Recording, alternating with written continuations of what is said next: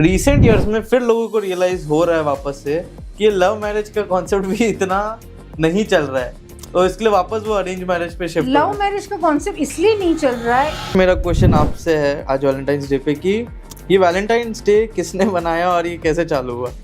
Very good question. और उसका पीछे ये वैलेंटाइन डे आया क्यों, कैसे बना और ये लव का सिंबल क्यों है, उसके पीछे मेन रीजन मैं आपको समझाती हूँ। अब जो आपके पास फैमिली आ रही है, तो आजकल लड़कियों की क्या डिमांड है कि उन्हें लड़कों में क्या चाहिए? अभी लड़की की ये डिमांड है कि लड़कों को क्या चीज देखनी चाहिए शादी करने से पहले? देखो, लड़कों को देखना चाहिए, लड़कियों के साइड से उन्हें क्या देखना चाहिए एक लड़के में, अरेंज मैरिज में, लव मैरिज में? अभी लड़कियों को ये देखना चाहिए बिकॉज एलीट फैमिलीज है, उनको सेम स्टेटस में शादी करनी चाहिए। रिच फैमिली है तो सिमिलर स्टेटस में ही शादी करनी चाहिए। कुंडली का क्या इम्पोर्टेंस है शादी में? मैं चैलेंज दे रही हूँ यहाँ पे सबके सामने, अगर बेटा लड़का लड़की की हाँ आई और कुंडली ना मिली तो मेरा नाम बदल दे। आपने एक वीडियो में बोला था कि शादियां ज्यादातर टूटती है पेरेंट्स की वजह से, ये क्या रीजन है? या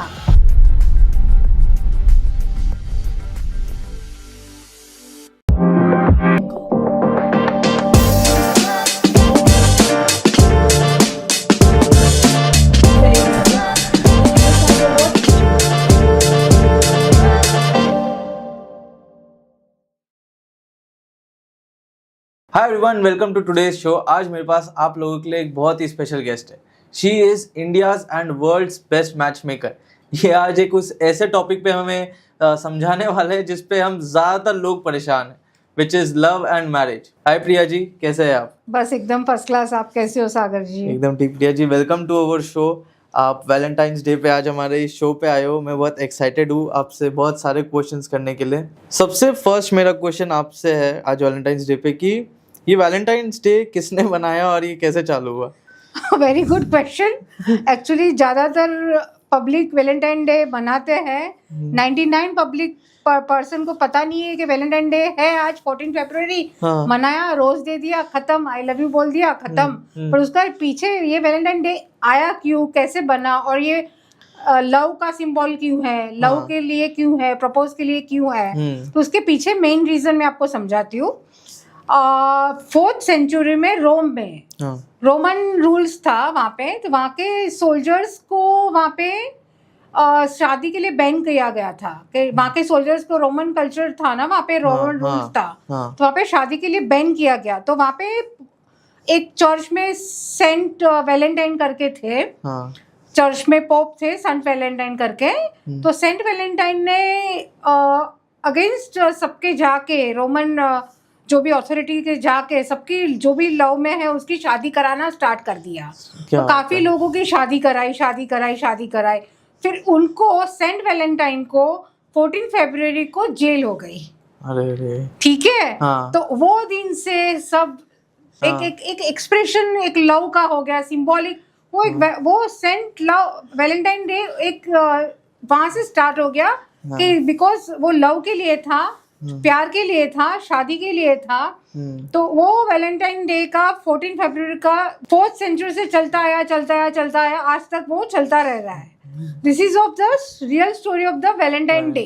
तो प्यार के लिए भी लड़ाई तो करनी पड़ती है। जंग से ही चालू हुई है वैलेंटाइन डे। अच्छा, रोज का क्या इम्पोर्टेंस है? ये ज्यादातर सब लोग देते हैं। जैसे मुझे भी पहले पता नहीं था, सब लोग आई लव यू बोलने के लिए रेड रोज देते हैं, pink rose for friendship, yellow rose for something, white rose for something. सबका कलर का अलग अलग मीनिंग है। Red rose for the romance and love. तो वो क्यों है वो मैं बताती हूँ। वो इसलिए है कि बहुत हमारे जो एंसेंट थे ना, एंसेंट में तभी प्रपोज करते थे। प्रपोज करने के लिए तभी रेड रोज रेयर हुआ करते थे और वेरी प्रेशियस, डायमंड से भी महंगे थे। रेड रोज डायमंड से भी महंगे थे, वेरी प्रेशियस थे। रोमन टाइम्स में? रोमन टाइम्स में नहीं, अपने एशियंस, इंडियन की बात कर रही हूँ। अपने इंडियन यहाँ से ही चालू हुआ। तो वहाँ पे वेरी प्रेशियस थे और रेड रोज डायमंड से भी महंगे थे, वेरी रेयर मिलता था। तो रेड रोज दिया मीन्स आपका प्रपोज हुआ, प्यार का ये अपने वो किया तो लड़कियां खुश हो जाती थी, I love you, this is red rose. तो रेड रोज का ये मीनिंग है। आफ्टर ये कलर रेड इज ब्लड और हार्ट, अपने दिल में जो ब्लड वेसल है, जो ब्लड वेसल्स है वो रेड कलर की है। तो ये कलर सिंबॉलिक भी रेड अपने दिल से टच है, बिकॉज ये सिंबॉलिक है, is a very emotions, very touch, इसलिए रेड रोज दिया जाता है। और इसके पीछे एक रेड रोज दो, आई लव यू, 12 रोज लो तो कमिटमेंट फुल लाइफ टाइम। अच्छा, ऐसा भी है? ऐसा भी है। ओके, तो 12 रोज दो तो कमिट हो गया लाइफ टाइम, एंगेजमेंट रिंग जैसा हो गया। एंगेजमेंट रिंग जैसा हो गया। तो ये कल्चर सब बहुत एशियन जमाने से चल रहा है। तो प्रिया जी मुझे बताओ, आप 35 ईयर्स से इस प्रोफेशन में हो, शादियां करवा रहे हो लोगों की, क्या डिफरेंस आप देख रहे हो रिसेंट ईयर्स की शादियों में और जो आपके टाइम पे आप शादियां करवा रहे थे उसमें? 35 साल पहले ऐसे होता था, अरेंज मैरिज होती थी, बाद में मैरिज के बाद प्यार होता था। तो अरेंज मैरिज में तभी तो ऐसा होगा कि आप ना मिले ना कुछ, सीधा आपकी बुकिंग हो जाती थी। सीधी बुकिंग मींस 1-2 मीटिंग की और आपने हाँ ना बोला और आपकी मैरिज हो गई। और मैरिज के बाद मीटिंग भी नहीं करने देते थे कुछ मीटिंग नहीं, ऐसे ब्रॉड माइंडेड फैमिली थी जो मीटिंग करते थे। ऐसा नहीं कि नहीं करने देते थे, वो नहीं करने वाला जमाना तो 60 साल पहले का था। 35 ईयर्स पहले तो जमाना वो 3 डेकेड्स पहले ऐसे नहीं था। 3 डेकेड्स पहले मीटिंग करने देते थे, बट 2-4 मीटिंग, उससे ज्यादा नहीं। 2-4 मीटिंग में आपको प्यार तो नहीं होगा। तो अरेंज मैरिज में बोला जाता था वो जमाने में, अरेंज मैरिज हो गई बट मैरिज के बाद प्यार हुआ। ओके, तो प्यार बाद में होता था, अरेंज मैरिज के बाद ही होता था प्यार। हाँ, तो अरेंज मैरिज के बाद प्यार होता है। अभी क्या जनरेशन है, अभी का जनरेशन के लिए मैं बोलूंगी, मेरे पास जो आ रहे क्लाइंट जो 20-22 साल के हैं, अरेंज लव मैरिज करेंगे। अरेंज लव मैरिज, हाँ, शादी के पहले प्यार हो जाना चाहिए उनको, तो ही शादी करेंगे। बट एक चीज जो प्रिया जी मैं नोटिस कर रहा हूँ कि चलो वो टाइम पे था कि 1-2 बार मीटिंग करके अरेंज करते थे, तो लोगों ने अपोज किया कि हमें लव करनी है, फिर काफी लोग लव मैरिज करने लगे। रिसेंट ईयर्स में फिर लोगों को रियलाइज हो रहा है वापस से कि ये लव मैरिज का कॉन्सेप्ट भी इतना नहीं चल रहा है, तो इसके लिए वापस वो अरेंज मैरिज पे शिफ्ट। लव मैरिज का कॉन्सेप्ट इसलिए नहीं चल रहा है, every girls and boys very practical, very educated. अभी जमाना एकदम 21st सेंचुरी है, गूगल आ गया, एआई आ गया है। तो आप समझो they are the very matured and educated, they know what we want. Correct. तो ब्लाइंड लव में ऐसे कोई फंसना नहीं चाहता है कि मेरे को प्यार हो गया ब्लाइंडली, बट बॉयज को पता है what I want, what my nature, my hobbies, my culture, my parents nature. तो वो हिसाब से लड़की से प्यार करने के लिए, वो लड़की अगर ऐसी है तो प्यार हो जाएगा। सेम लड़की का है, लड़की के पेरेंट्स से बहुत अच्छा प्रोटअप दिया है, लड़की खुद कमा रही है, लड़की का लाइफस्टाइल अच्छा है, एजुकेटेड है, तो दे कांट ब्लाइंड लव कि लड़का कमा नहीं रहा है, दिखने में अच्छा है और बस मुझे प्यार हो जाएगा। That not possible. इसलिए लव मैरिज बहुत कम, बोलो तो माइनस ही हो गई है। तो सब लोग अरेंज लव मैरिज में, मैं वही बोल रही हूँ, लव मैरिज होती अभी भी, बट अरेंज लव मैरिज करना चाहते हैं। खाली अरेंज मैरिज भी नहीं करते हैं, खाली लव मैरिज भी नहीं करते हैं। यहाँ पे आ जाता है अरेंज लव मैरिज। वो कैसे होता है मैं आपको समझा रही हूँ। अरेंज लव मैरिज में क्या होता है कि जैसे फैमिली फ्रेंड्स ने इंट्रोड्यूस करवाया कि भाई ये तेरे लिए ये लड़का है, ये लड़की है, तो लड़का लड़की पहले तो दोस्ती करेंगे, मिलेंगे, यू नो, तो उनको लगेगा कि दोस्ती करने के बाद अगर हमको प्यार हुआ, पॉसिबल नहीं है। और 10-15 मीटिंग करने का ये जमाना आ गया है। मतलब अभी लोग 10-15 मीटिंग, 3-4 महीना, वो बोलते ना पूरा वो पीरियड लेते हैं। तो जमाना आ गया, फिर बाद में उनको लगता है कि अगर मुझे प्यार हुआ तो मैं शादी के लिए हाँ बोलूंगी, अदरवाइज कभी कभी वो समझो वो लड़के से या लड़की से प्यार नहीं हुआ तो वो दूसरा प्रपोजल देखते हैं।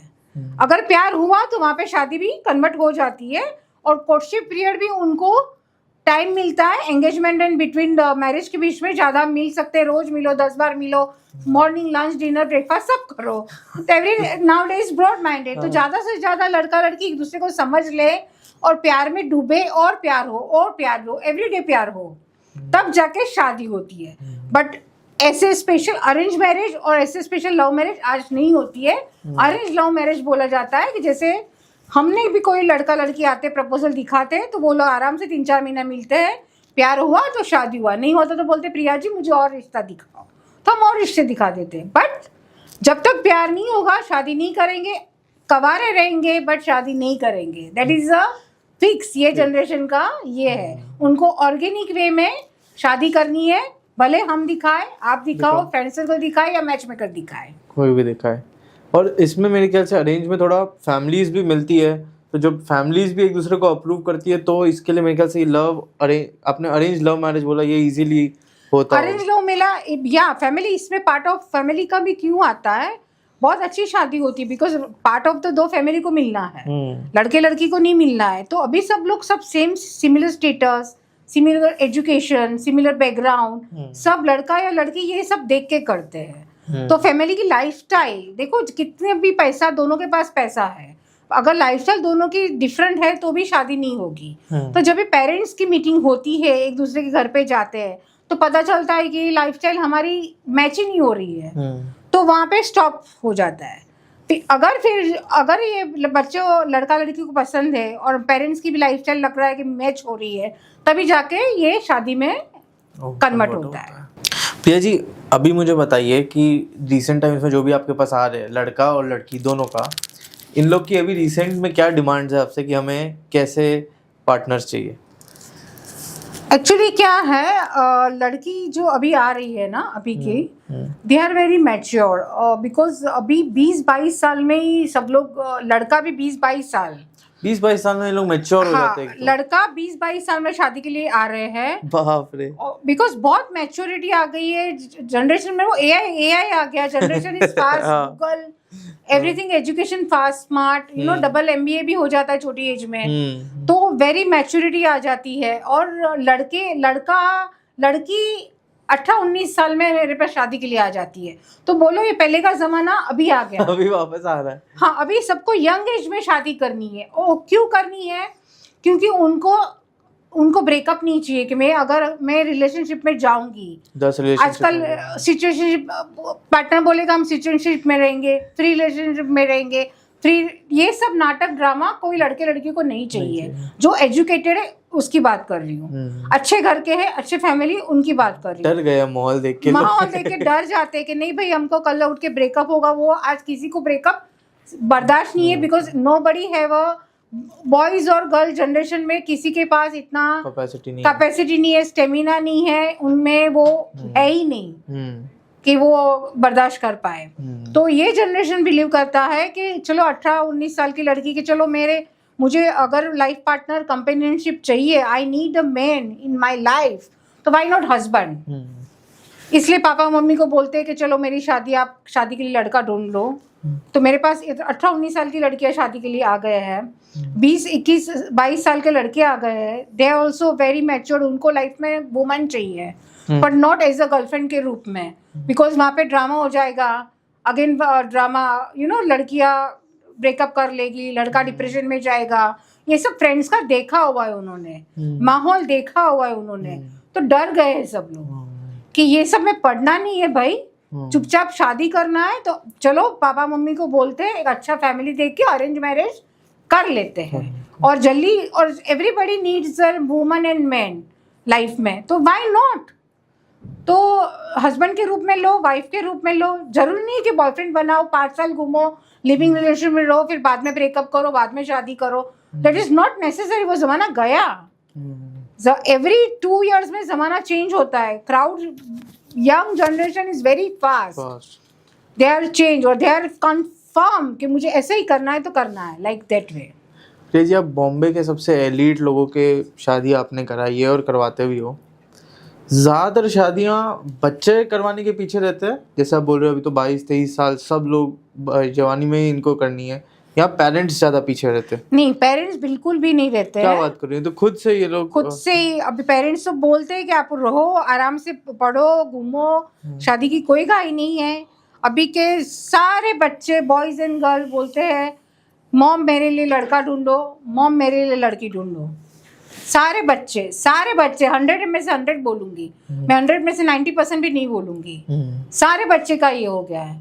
और माँ बाप बोलते ओ, आप लोग, माँ बाप को लगता है अरे लव मैरिज कर लेनी थी, आप लोग ने क्यों नहीं ढूंढा। बोलता है नहीं, हम लोग को ऐसे हमारे फ्रेंड्स है, वो हस्बैंड के लायक नहीं है, फ्रेंड्स है, वाइफ के लायक नहीं है। अभी आप ढूंढो, आपको पता है मेरी लाइफस्टाइल क्या है, मेरा नेचर क्या है, मेरी हॉबीज क्या है, तो आप पेरेंट्स प्लीज मेरे लिए ढूंढिए।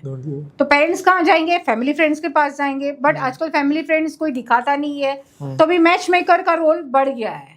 Correct correct. यू नो, पहले पंडित जी रहा करते थे, बट अभी तो जमाना मॉडर्न जमाना है, मॉडर्न मैरिज है, करेक्ट, मॉडर्न लव है, मॉडर्न मैरिज। तो उनको officially practically you know professionally match maker चाहिए। मतलब ऐसे वापस वो फैमिली के थ्रू या रिलेशन ऐसे में नहीं करना है, उसको प्रोफेशनली मैच मेकर चाहिए जो हम लोग जैसे सब देख लेते हैं। उनको हॉरोस्कोप देखना है, हॉरोस्कोप देख लेते हैं, उनको वेवलेंथ, IQ लेवल, 100 चीजें हम देख लेते हैं बॉयज एंड गर्ल्स का, इन एंड आउट रेफरेंस निकाल लेते हैं। तो very safe marriage match maker के पास, कॉन्फिडेंशियल भी रहता है, वेरी ट्रस्ट कि कितना भी पैसा हो मैच मेकर को हायर करो और अच्छी सी शादी करो। आजकल शादियों के बजट भी इतने बढ़ रहे हैं यस कि आपको मतलब अगर कोई ट्रस्टवर्दी बंदा नहीं है जिसने आपका अगर रिलेशन करवाया है तो वो भी लोगों के लिए एक रिस्क बढ़ जाता है, आपको लगता है?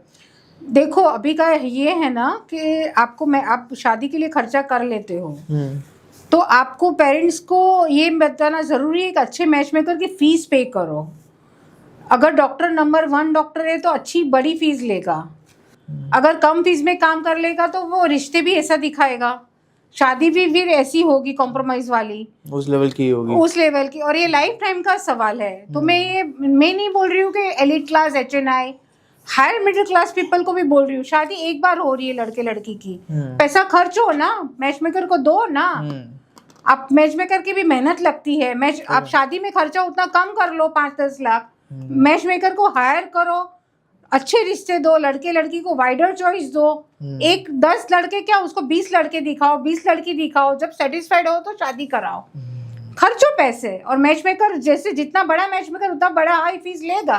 आपको पता है नंबर 1 मैच मेकर US में है, समथिंग उसका नाम मुझे याद नहीं है, $45,000 उसकी फीस है 1 ईयर की। सोचो आप, तो हम तो कुछ ही नहीं ले रहे हैं, तो क्यों वहाँ पे $45,000 पे कर रहे हैं? बिकॉज वहाँ अमेरिकन कल्चर, वेस्टर्न कल्चर हमारे से बहुत आगे और समझदार है कि शादी लाइफ टाइम कमिटमेंट है। पैसा आप लोग वर्ल्ड टूर में खर्चो, उससे ज्यादा यहाँ पे खर्चो, अच्छा मिले। ये इंडियन मेंटालिटी को भी समझना, बहुत 50 साल की बात समझेंगे। बट ये पॉडकास्ट में बोलना चाहती हूँ कि पैसे खर्चो, शादी के लिए, लाइफ पार्टनर के लिए मैच मेकर को पैसा दो और अच्छा पार्टनर ढूंढो। जैसे US में 45,000 1 ईयर का लेते हैं, it is a very big amount, वहाँ देते, तो ऐसे कोई नहीं देते हैं। और इंडिया में तो मैरिज का मार्केट इतना बड़ा है प्रिया जी, आई थिंक हमारा 2nd लार्जेस्ट GDP का वही मैं बोल रही हूँ। वेस्टर्न कल्चर में तो चर्च में जाके शादी हो गई, बट वहाँ लाइफ पार्टनर ढूंढने के लिए इतना खर्चा करते हैं। वहाँ पे तो मुझे लगता है शादियों में इतना खर्चा करते हैं। शादी में खर्चा होता ही नहीं है बिल्कुल, चर्च में जाके शादी हो गई। और वहाँ पे अगर इंडियन भी हो गए ना तो थोड़े कम पैसे में शादी हो गई, शोबाजी नहीं है। बट मैच मेकर का देने के लिए वो ज्यादा पैसा खर्च करते हैं वेस्टर्न कल्चर में, इंसान अच्छा मिले। बट इंडियन कल्चर में क्या करते हैं, 100 करोड़ की शादी, 50 करोड़ की शादी, अगर मिडिल क्लास है तो 2 करोड़, 5 करोड़, 10 करोड़ की शादी, ऐसी शादी में ऐसे अनबिलीवेबल खर्चा कर लेते हैं। बाद में देखा 2 महीने के बाद डिवोर्स।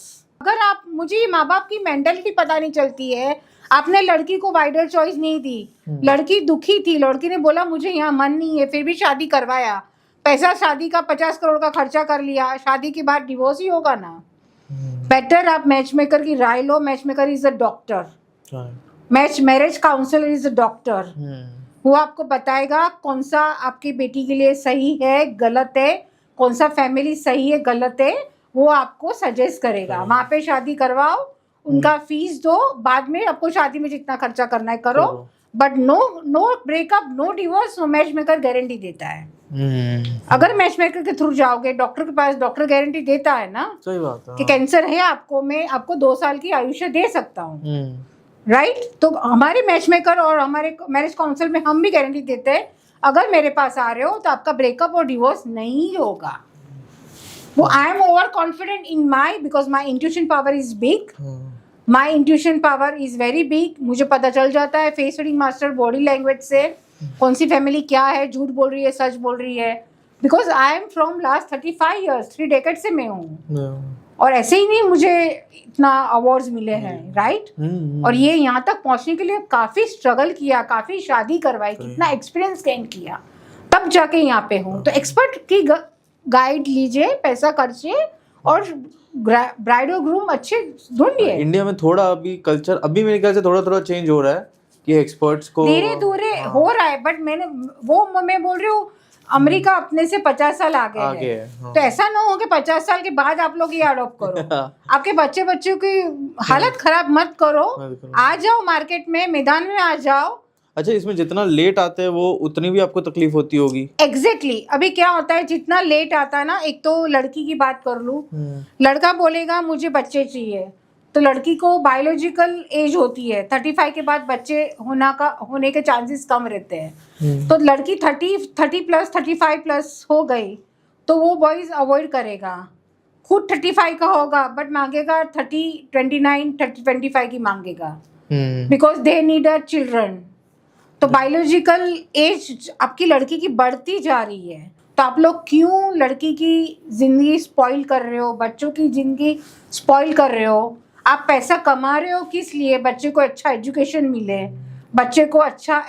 मिले, उसके बाद में बच्चे को अच्छा घर मिले, लाइफ पार्टनर मिले, तो पैसा खर्चो ना भाई, क्यों कंजूसी कर रहे हो? और जो मैं पेरेंट्स की बात कर रही हूँ ना, very multi millionaire, well to do, very multi millionaire, उनको 2-5 लाख 10 लाख भी नहीं खर्चना है। तो मुझे तो कभी कभी शौक लगता है, वर्ल्ड टूर मार रहे हैं, यहाँ पे पैसा डोनेशन भी दे रहे हैं, करोड़ों का डोनेशन दे रहे हैं, बट लड़की के लिए 10 लाख नहीं खर्च रहे हैं। ये मुझे समझ में नहीं आ रहा है उनका गणित क्या है।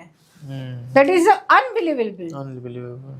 प्रिया जी, आप मुझे बताइए कि जैसे समझो, चलो ये तो हो गए जो लोग नहीं आते, अब जो आपके पास फैमिली आ रही है, तो आजकल लड़कियों की क्या डिमांड है कि उन्हें लड़कों में क्या चाहिए?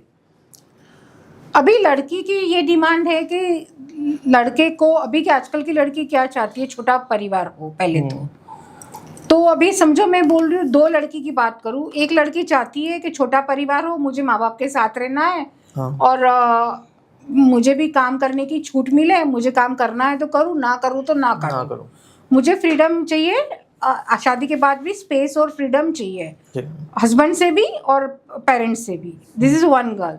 सेकेंड गर्ल क्या बोलेगी आज की, कि आई वॉन्ट, मुझे ऐसा लड़का चाहिए कि हम दोनों अपने बलबूते पर घर बनाए, हम दोनों रेंट पे जाए, आधा आधा पैसा भरे, आधा आधा रेंट भरे, और हमारी संसार स्टार्ट करें अपने बलबूते पर। बाप के पैसे से हमें नहीं आगे बढ़ना है।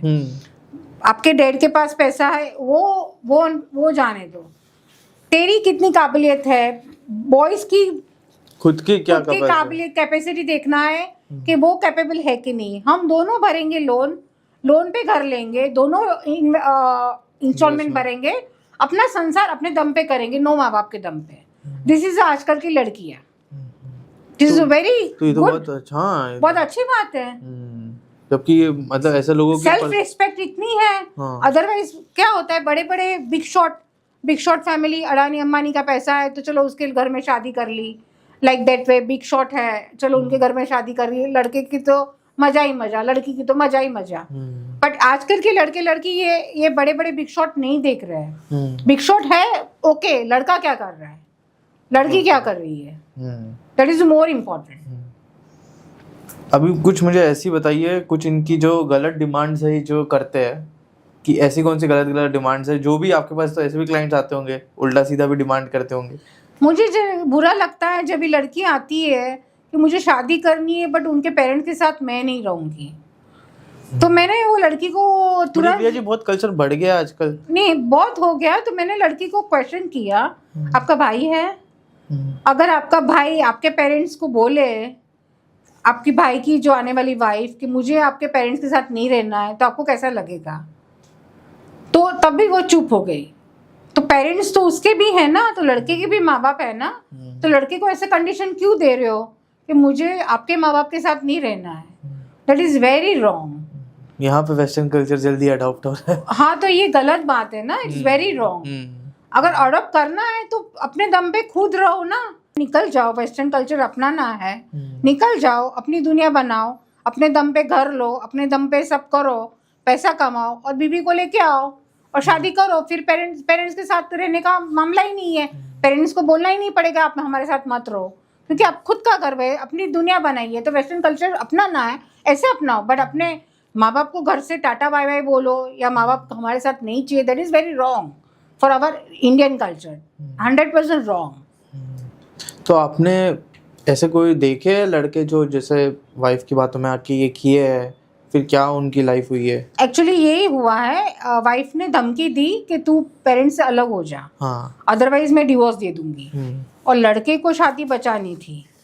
लड़का प्यार करता था, तो वो नहीं है कि मैं प्यार करता हूँ माँ बाप को नहीं छोड़ सकता हूँ लाइक दैट वे, बट उसने ब्लैकमेल ही कर दिया कि मैं डिवोर्स दे दूंगी तुझे, तू अगर माँ बाप के साथ रहेगा तो मुझे तेरे साथ नहीं रहना है।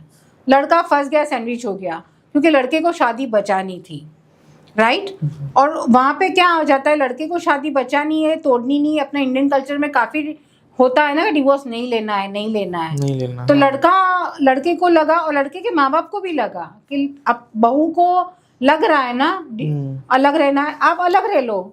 तो माँ बाप बेचारे इतने अच्छे हैं, फ्रीडम दे दिया कि बेटा तू अलग रह ले, बहू के साथ ले ले, अलग फ्लैट लेके दे, या दोनों अलग रह रहे। बट उसमें लड़की की जो नेचर है वो तो नेचर बदलने वाली नहीं है। अलग रह के भी उसने ड्रामा स्टार्ट किया। अलग रहने के बाद भी लड़के को टॉर्चर, डोमिनेट करना स्टार्ट कर दिया कि मुझे अभी ये ब्लैकमेल एक बार करते हैं ना, और लड़का ब्लैकमेल मान जाता है ना, तो लड़की और करती है, डोमिनेटिंग और करती है। तो लड़का फ्रस्ट्रेट हो गया कि अभी तुझे क्या चाहिए, मैंने माँ बाप को छोड़ दिया ना, तेरे लिए घर माँ बाप से अलग हो गया, अभी तुझे क्या चाहिए, बस कर बाबा बस कर। फिर लड़का फ्रस्ट्रेशन में आके लगता है अभी तो हम साथ में रह ही नहीं सकते, तेरी सारी कंडीशन मैंने मान ली, अभी ये कंडीशन, अभी बस गले तक पानी आ गया, सिर तक पानी आ गया, नाउ दैट्स ऑल। फिर डिवोर्स लड़के को लेना पड़ता है। फिर क्या हो रहा है, यही हो रहा है ना। तो प्रिया जी, जैसे एक कोट है कि men don't leave because someone prettier comes along, they leave because coming home becomes harder than the outside world। कि अगर घर पे आना उसके लिए बहुत ज़्यादा मुश्किल हो जाता है। एक्चुअली क्या है, आजकल की लड़कियां है ना इतना ड्रामा करती है कभी कभी घर में, तो लड़के को लगता है मैं बाहर का इतना स्ट्रेस पालूं, अर्निंग का स्ट्रेस पालूं, समाज के साथ लड़ूं, ट्रैवलिंग करूं, ये करूं, पैसा कमा के आता हूं, लाइक यू नो घर में शांति चाहिए। तो क्या होता है कि माँ बाप तो है, पर जो आने वाली जो बहू है ना, अगर अच्छी आ गई तो घर को स्वर्ग बना देती है। वो पहले के एक कहावत है। और घर की जो बहू आ जाती है ना तो नर्क बना देती है, तो उसके हाथ में। तो वो लड़की का नेचर ऐसा है ना, वो हर दिन ड्रामा। तो लड़की को लगता है मुझे घर ही नहीं जाना है, मैं घर क्यों जाऊँ, जाके नहाने के बाद वही ड्रामा होने वाला है। तो बेचारा परेशान, अभी मैं करूँ क्या, शादी तोड़ नहीं सकता, घर पे जा नहीं सकता, तो वो तो बेचारा हो गया ना, फ्रस्ट्रेट हो जाता है, फ्रस्ट्रेशन में आ गया। तो ये सिचुएशन हो गई है आजकल के लड़के की। मैं नहीं बोलूंगी सारी लड़कियां ऐसी नहीं, ऑब्वियसली नॉट। 10 में से 5 ऐसी हैं, 5 अच्छी हैं, बट 5 जो ऐसी है उसका क्या करे, बेचारे लड़के बेचारे हो गए ना अभी। तो वो हो गया, ये जनरेशन में ये गलत चीज है। प्रिया जी, अब मैं दोनों साइड से क्वेश्चन पूछूंगा, बट पहले मुझे लड़कों के साइड से पूछना है कि लड़कों को क्या चीज़ देखनी चाहिए शादी करने से पहले, क्योंकि चलो आपकी कोई गर्लफ्रेंड हो, कोई पार्टनर हो, but what is the thing जो चीज़ उनको मतलब कंफर्म करनी चाहिए कि हाँ ये चीज़ है तो ही शादी कर सकते हैं।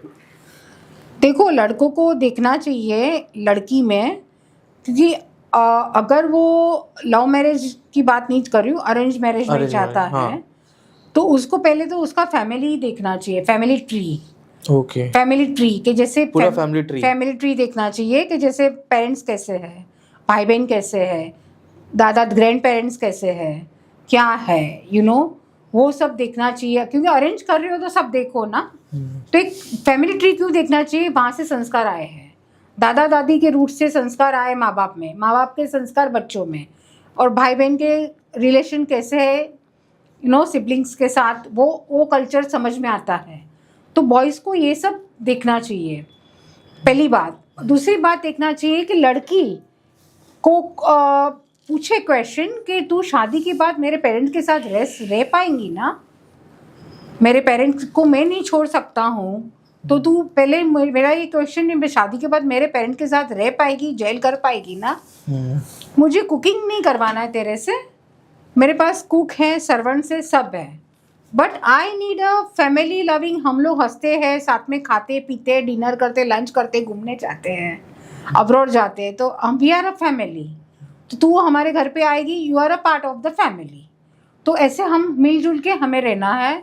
तो लड़के की ये चॉइस होती है कि लड़की मिक्स होके घर में रहे, ना कि अलग अलग रहे। तो लड़के का ये प्रिकॉशन बहुत आ जाता है शादी से पहले कि ये उनको देखना चाहिए। मतलब फैमिली की इम्पोर्टेंस है कि नहीं लड़की को, यस, ये सबसे इम्पोर्टेंट पॉइंट है शादी में देखने के लिए। शादी में या इट्स नॉट खाना बनाना, ये सब इम्पोर्टेंट नहीं है आज के दिन तो मेरे ख्याल से ये सब नहीं है कि जॉब करना, it's not compulsory. Up to girl की फ्रीडम है ना, गर्ल की मर्जी है ना।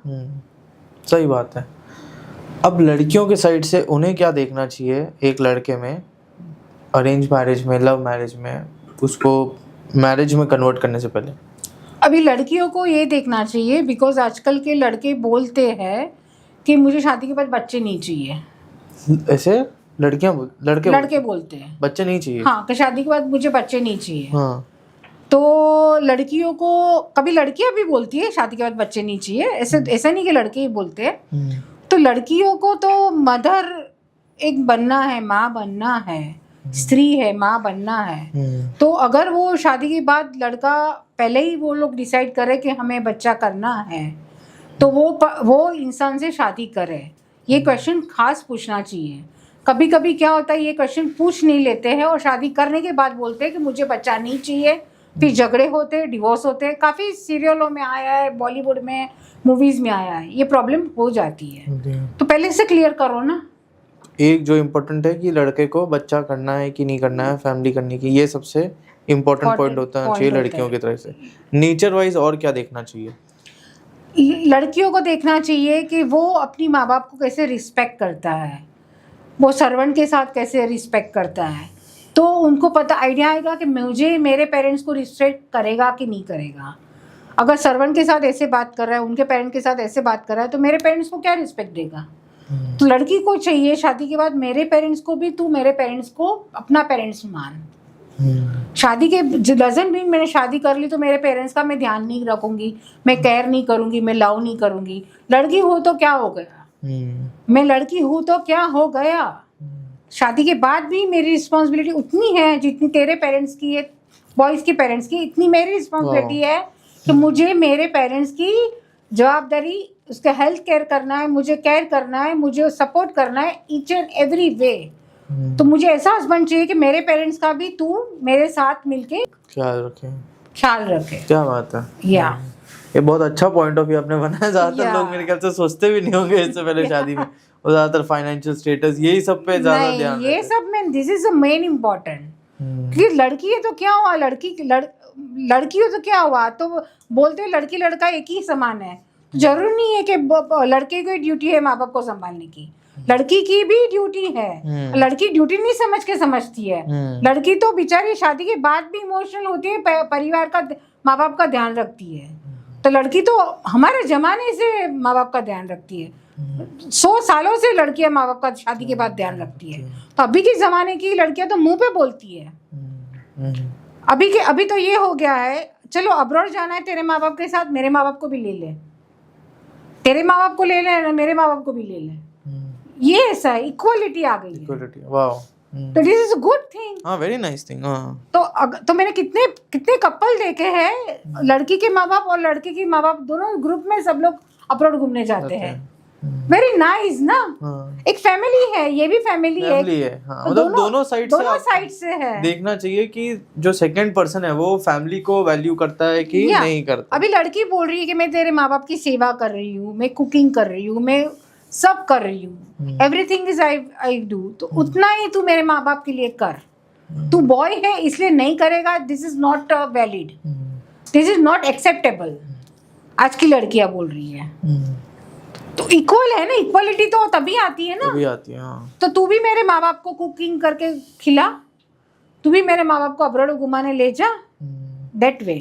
वाह, ठीक है भैया जी। अभी जो दूसरा क्वेश्चन मेरे पास आता है कि ऐसे आपके पास लड़का लड़की, लड़कियों के पेरेंट्स, लड़कों के पेरेंट्स दोनों आते हैं, ये लोग ज़्यादातर झूठ क्या बोलते हैं?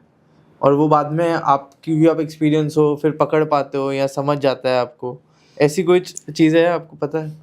मैं बताऊं, मैंने 35 इयर्स से इंडस्ट्री में हूँ। Now I am master in face reading, master body language. आपसे तो समझ ही जाता होगा तो मैं आपको। तो पहली मीटिंग में पकड़ लेती हूँ कि ये तो बकवास कर रहा है, झूठ बोल रही है, झूठ बोल रहे हैं, हाँ ये तो गलत बात है। हाँ। तो उनको मैं मेंबर क्लाइंट बनाती नहीं हूँ। ओके, हाँ, this is discontinue, I am not interested, मैं आपका काम नहीं कर पाऊंगी। नहीं कर पाओगे। बायोडाटा पे कुछ भी लिखो तो मैं थोड़ी मानने वाली हूँ। और अभी तो एआई का जमाना है, सही बात है, गूगल है, सब है, आपकी पूरा कच्चा चिट्टा पता चल सामने आ जाता जाएगा। है।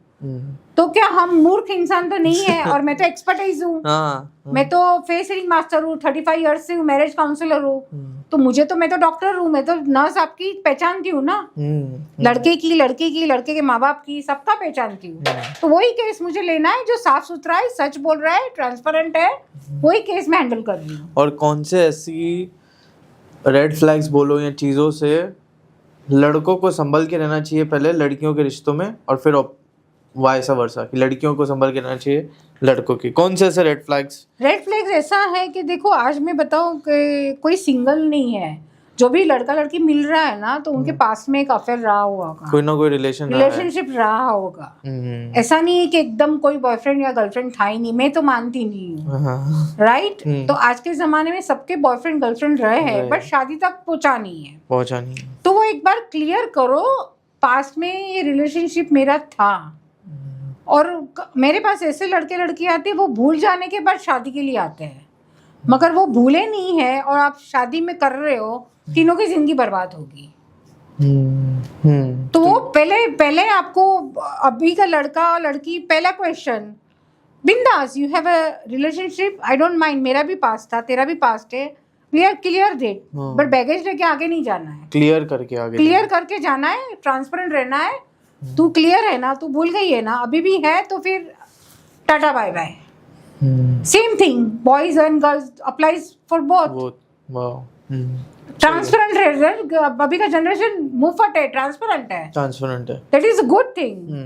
अच्छा, लड़कों के केस में लड़कियों को मैंने से सुना है कि जज करते हैं, अगर उनका कोई भी पहला रिलेशनशिप नहीं रहा है शादी से पहले, तो क्या लड़कियां जज करती है थोड़ा?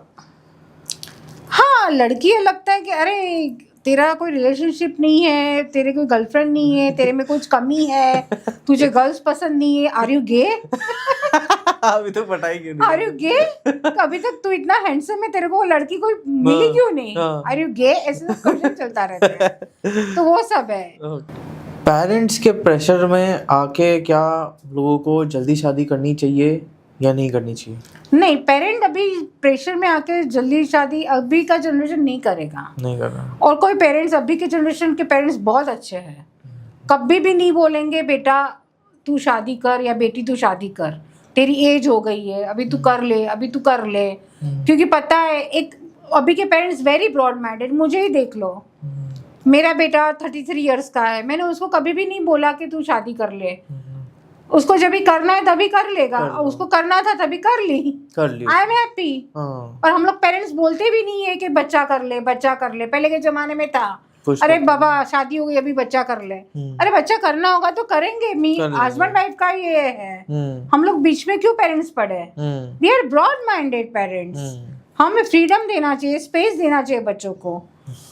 दे are a partnership, they are a अभी उनकी मर्जी ना, उनको लाइफ में तीसरा लाना है या नहीं लाना है। जो रिच फैमिलीज है, एलीट फैमिलीज है, उनको सेम स्टेटस में शादी करनी चाहिए या लड़की की क्वालिटीज और वेवलेंथ लड़के से मैच हो रहा है उसमें नहीं, रिच फैमिली है तो सिमिलर स्टेटस में ही शादी करनी चाहिए। और मेरे पास ऐसे ही क्लाइंट आते हैं, समझो बॉयज़ के पास 200 करोड़ है तो गर्ल्स का एटलीस्ट 100 करोड़ के आसपास मांगते हैं। उनको लड़की का पैसा नहीं चाहिए, बट वो रीज़न से कि वो लड़की हमारा पैसा देके शादी ना करे। फिर क्यों डरते हैं लड़के लोग कि बाद में डिवोर्स देके एलिमनी मांगेगी। अगर उसने पैसा देखा है पापा के घर पे तो वो डिवोर्स लेके एलिमनी तो नहीं मांगेगी, क्योंकि वो भी 100 करोड़ की है। सेम थिंग 10,000 करोड़ का लड़का है तो लड़की 5,000 करोड़ की चलेगी, कि उसने पैसा देखा हुआ है, उसका ब्रोटा पैसा होगा, हमारे घर में जम जाएगी। 5,000 10 करोड़ 10,000 करोड़ नथिंग। 60,000 करोड़ का लड़का है, 20-25,000 करोड़ की लड़की चढ़ जाएगी। सिमिलर में करना चाहिए दोनों के लिए, बता रही हूँ, बिकॉज ये लड़के का डर रहता है हमारे घर आके हमारा एम्पायर ना हिला दे। और हमारा लो अभी भी वीक है लड़की के फेवर में। गलती लड़की की है, लड़का पैसे वाला है, जानबूझ के डिवोर्स देगा और एलिमनी मांग लेगी 400 करोड़ 500 करोड़। लड़के की तो लाइफ गई ना, शादी टूटी, ऊपर से पैसा भी गया। और जब जाके लड़की हस्बैंड वाइफ के बच्चे होते हैं तो वो डिस्टर्ब होते हैं ना डिवोर्स में। सही बात है। तो सिमिलर स्टेटस में शादी करो तो ये पंगा नहीं होगा। और वैसा वर्षा भी अगर कोई एक वीक फैमिली है या समझो मिडिल क्लास है और एलीट के साथ, अगर मिडिल क्लास वाले को भी नहीं करना चाहिए, उनके भी कुछ ये है कि नहीं? लड़की मिडिल क्लास या लड़का मिडिल क्लास? समझो लड़का मिडिल क्लास है, लड़की एलीट है। देखो वो तो अभी लव मैरिज में होगा, अरेंज मैरिज में तो पॉसिबल नहीं है। लड़का मिडिल क्लास और लड़की एलीट है तो वो लव मैरिज में पॉसिबल है। हाँ, तो वो ऐसे शादी करते हैं, बट फिर शादी के बाद दोनों का बॉन्डिंग कैसा है?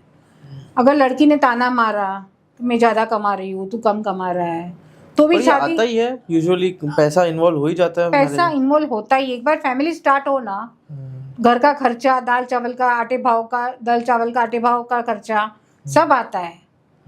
काम वाली बाई, सर्वेंट्स, ये बिल पे, वो bill pay, electric bill pay, तो लड़की को लगता है सब मैं ही करती हूँ, मेरा हस्बैंड के कुछ नहीं करता है। तो मैरिज लाइफ में डिस्टेंस आने लगेगा ना, आप समझो ना, आने लगेगा ना, तो शादी भी कहाँ टिकेगी भी तो भी झगड़ा, argument, debating. This is not a good life. रोज उठ के डिबेटिंग, आर्ग्यूमेंट किसको चाहिए भैया? अगर ऐसी फैमिली होगी तो वो बाहर जाके लड़का कमाने के लायक भी नहीं छोड़ेगा, कमाने के लायक भी नहीं रहेगा। इवन लड़की भी डिस्टर्ब हो जाएगी, कमाने के लायक नहीं रहेगी।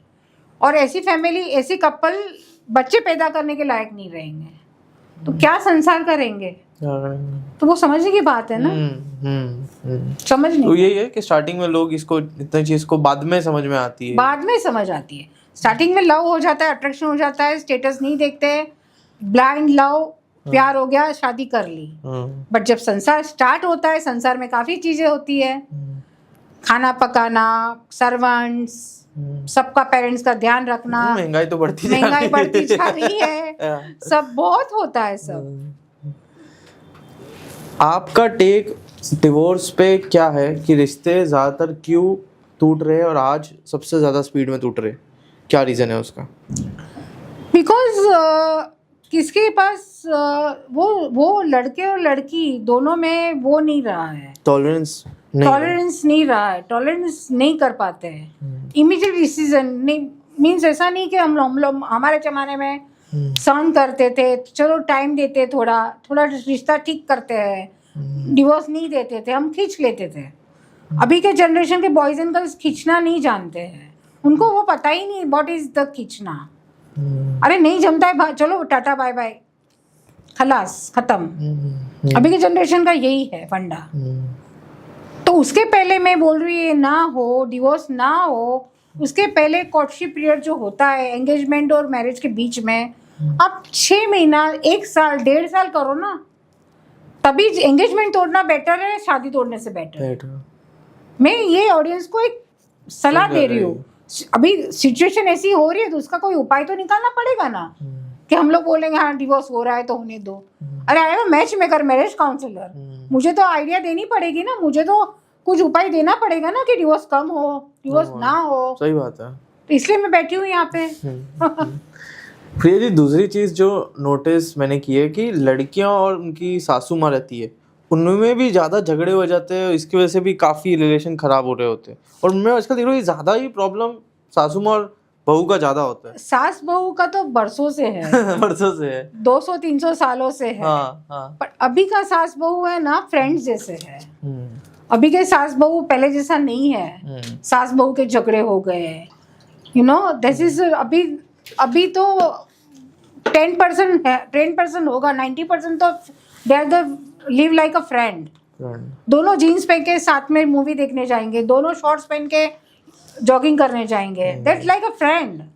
दोनों मिलके शॉपिंग करने जाएंगे, दैट इज नॉट सास बहू टाइप। मेरी आ गई वो बेटी मानेगी, क्यों? बिकॉज छोटा परिवार रहता है, एक ही बेटा है, तो मेरी बेटी नहीं है तो बहू आएगी, मेरी बेटी बन के रहेगी, तो फ्रेंडशिप जैसा हो गया। तो इसमें आप लड़कियों को क्या एडवाइस दोगे कि ये फ्रेंडशिप मतलब जिम्मेदारी किसकी है, ये ज्यादा ये फ्रेंडशिप? दोनों है, अरस परस।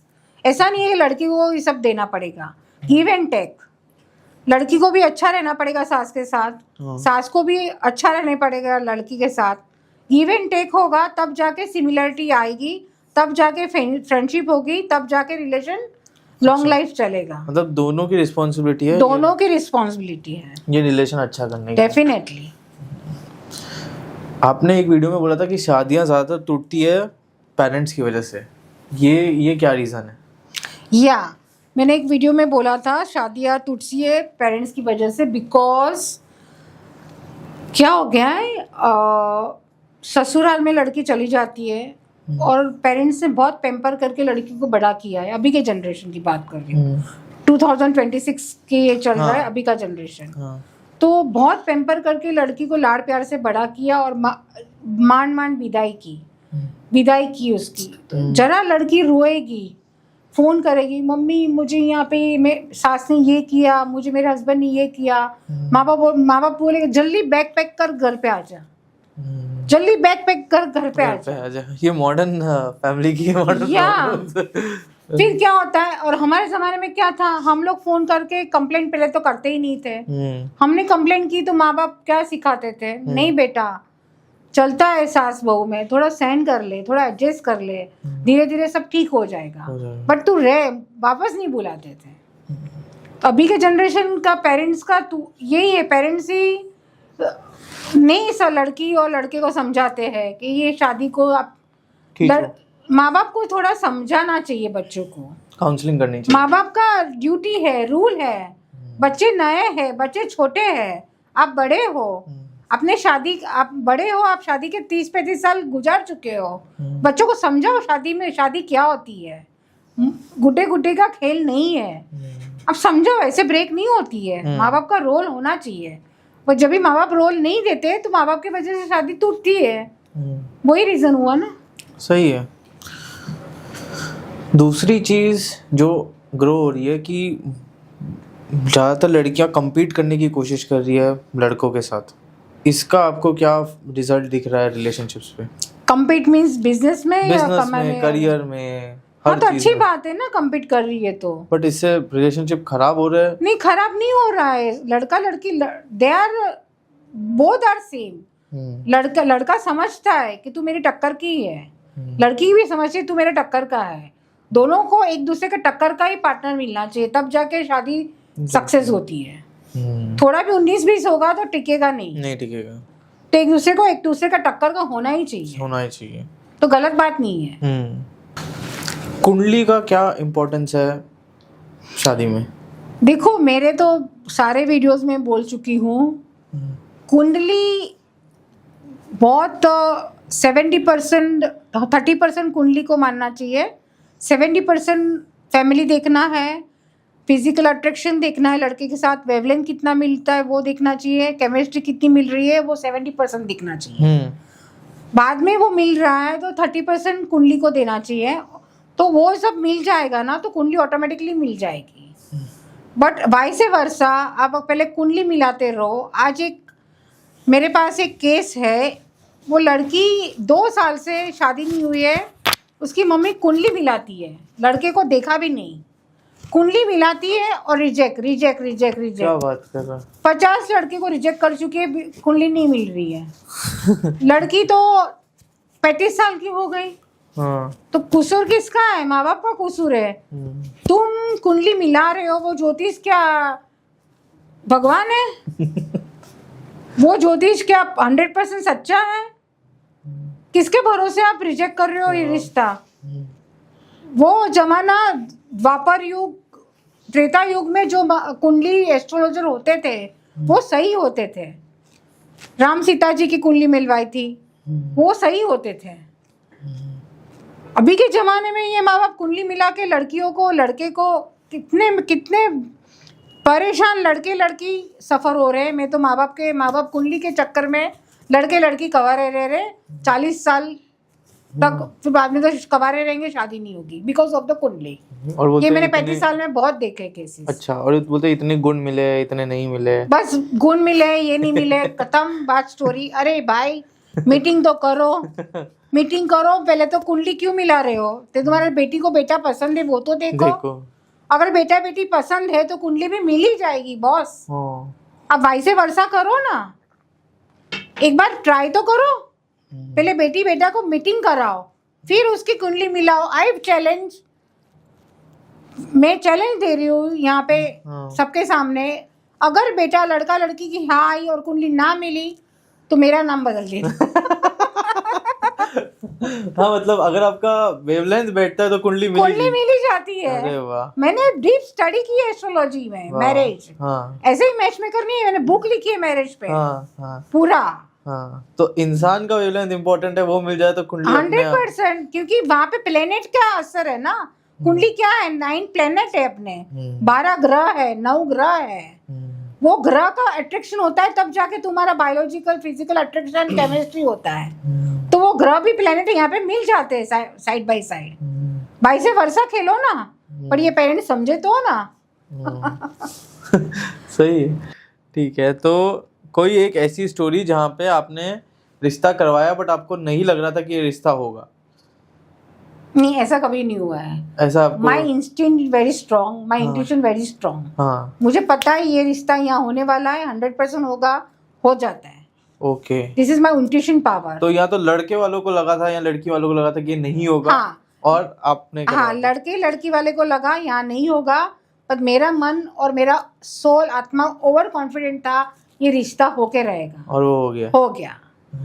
तो ये मेरा गॉड गिफ्ट है, इसलिए मेरे पास आज सब आ रहे हैं मैच मेकर। हाँ। मेरी फीस भी मैंने हाई रखी है बिकॉज ऑफ दैट, बिकॉज मैं एक शादी करवा रही हूँ दिल से, आत्मा से, प्योर मैरिज करवा रही हूँ। मेरा कोई इसमें नहीं है, I am neutral with the boy side, with the girl side. हाँ, तो ऐसा कभी हुआ है आपके साथ कि लड़की ने जो आई है वो बोली है कि अब मतलब मेरी एज ज़्यादा हो गई, अब मुझे कोई मिलेगा या नहीं मिलेगा, समझो 30, 33, 34? हाँ, ऐसी लड़कियाँ आई है कि अभी तो मेरी एज हो गई है, मुझे तो लड़का नहीं मिलेगा।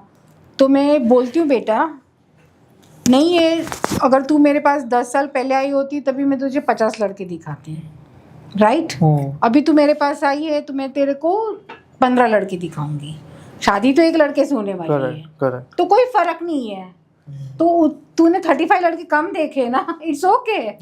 15 देख, उसमें से एक लाइफ पार्टनर पसंद कर ले, कोई लेट नहीं है। पर 28, 29 में मैंने देखा ज्यादातर लड़कियां थोड़ा स्ट्रेस में बढ़ जाती है उनको कि शादी के लिए, अगर 28, 29 की एज हो जाए क्रॉस में। वो एक्चुअली अभी मैंने क्या बोला, 22-23 साल की लड़कियां मैच्योर हो गई हैं। 28, 29 तो बहुत बड़ी एज हो गई, बड़ी हो गई है। हाँ, बहुत बड़ी एज है शादी के लिए, अभी के जनरेशन के लिए।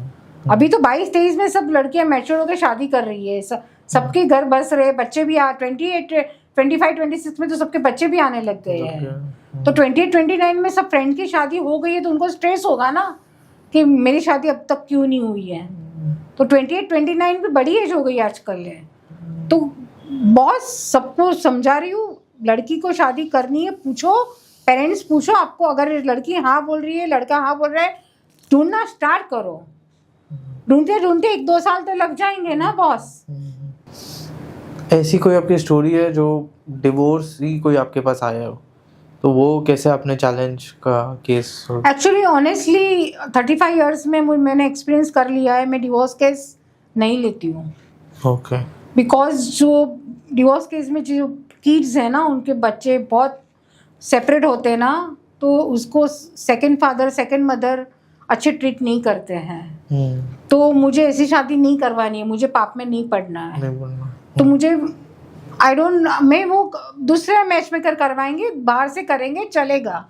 लव मैरिज करे, कैसे भी करे, भगवान की नसीब में होगा तो उसकी दूसरी शादी हो जाएगी, पर मेरे हाथों मुझे नहीं करवानी है, तो मैं ऐसे केस नहीं ले रही। नहीं लेता हूँ। आपके पास कोई फॉरेन के केस आए और उसने बोले कि हमें एक ऐसी ऐसी इंडियन लड़की चाहिए, क्योंकि आप मैंने देखा फॉरेनर्स को भी काफ़ी, मतलब फॉरेन इंडियंस उनके भी आप काफ़ी रिश्ते करवाते हो, तो उन लोग की क्या डिमांड रहती है ज़्यादा? डिमांड अभी तो सब चेंज हो गया है। पहले तो क्या था, तो बोलते हैं हमें सुंदर लड़की चाहिए। पहले तो था यूएस से आता था लड़का, 15 दिन के लिए इंडिया आता था, शादी करके चला जाता था कि इंडिया की लड़की चाहिए, वो ट्रेंड था। बट अभी ऐसा ट्रेंड पूरा चेंज हो गया है। ओके अभी लड़का यूएस में है तो यूएस की ही लड़की मांगेगा। Okay okay. और वो भी आप कराते हो? हाँ, वो भी मैं कराती हूँ। लड़का लंदन में है तो लंदन की ही मांगेगा, हाँ। ऑस्ट्रेलिया में तो ऑस्ट्रेलिया की मांगेगा, अब्रॉड है तो अब्रॉड कंट्री की ही मांगेगा। अभी पहले के जमाने में क्या, उनको इंडिया की लड़की चाहिए थी, तो जो इंडिया आए, घर पे खाना बनाए, घर में इंडियन कल्चर दे। अभी वो सब नहीं है। अभी सिमिलर कल्चर है तो सिमिलर, बस अब्रॉड पढ़ी लिखी है, अब्रॉड में रही है तो चलेगा। ऐसा आपने नोटिस किया है कि, मुझे बताओ ज़्यादा, कि ज़्यादा चॉइस देख के शादी करना अच्छा है या जल्दी कम चॉइस देख के शादी करना बेटर है? डिपेंड्स अपना पर्सन टू पर्सन ना।